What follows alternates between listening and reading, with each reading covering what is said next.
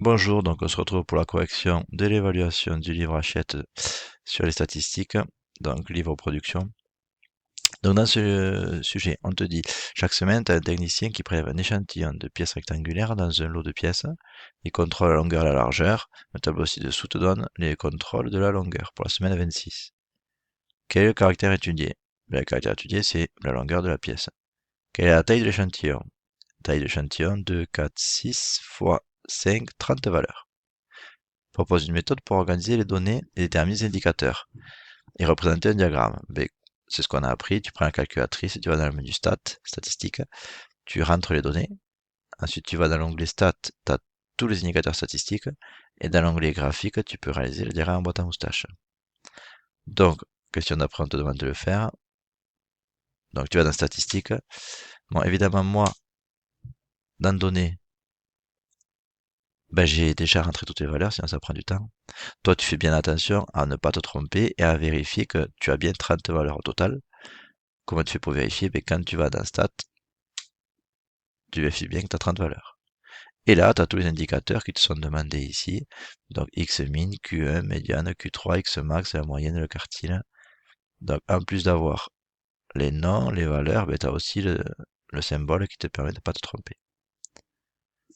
Bon, une fois que tu as ça, on te demande de construire le diagramme en boîte à moustache. Bon, ben, tu vas sur graphique. Tu vas sur le graphique et tu lui demandes le diagramme en boîte à moustache. Et là, ben, tu as juste à replacer les valeurs par rapport à l'échelle que tu as ici, en replaçant donc le minimum, le premier quartile, la médiane.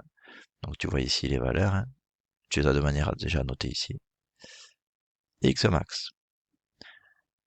On te dit le diagramme ci-contre représente ces indicateurs liés à la semaine 25. Est-ce que les réglages effectués entre les deux fabrications ont eu un effet sur la précision de l'usinage? Ben, tu vois que la médiane elle était à 164, elle est aussi à 164. Donc sur la médiane, ça n'a pas eu d'effet. Par contre, on voit bien que pour l'écart entre les quartiles, entre Q1 et Q3, ben on voit qu'on est passé de 163 enfin, on est passé de 162 à 163, donc ça s'est rapproché de la médiane. Et le Q3, on était à 166 et on est passé à 165. Donc on voit que ici, tu as la moitié des valeurs qui sont plus précises et plus centrées sur la médiane. Ok, et au niveau des extrêmes, on était à 159, on est à 159 au max et au minimum, pardon, et au max, on est à 167, on était à 166. Donc globalement, les indicateurs statistiques, ils ont permis d'avoir une meilleure précision. Le réglage a permis d'avoir une meilleure précision. L'écart interquartile a diminué et l'étendue a diminué. Donc ben, c'est ce que l'on vient de dire là. Rédiger une conclusion avec les mots dispersion, étendue et médiane.